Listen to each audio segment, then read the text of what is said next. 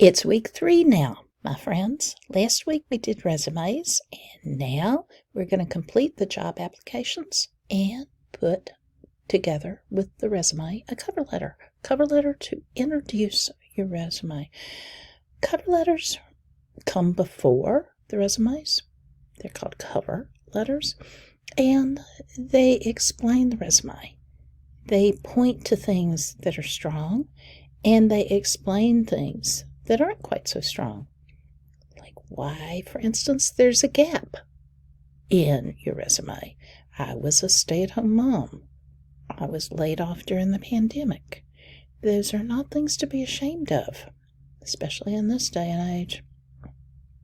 But you want to explain things and then put a positive light on it. During this time, I learned time management skills. I learned budget skills, anything like that. We'll work on those. The forum, Wednesday and Friday as always. I want you again, just as last week, to make a fictional character. Just to stretch a little bit in how on earth to do a cover letter.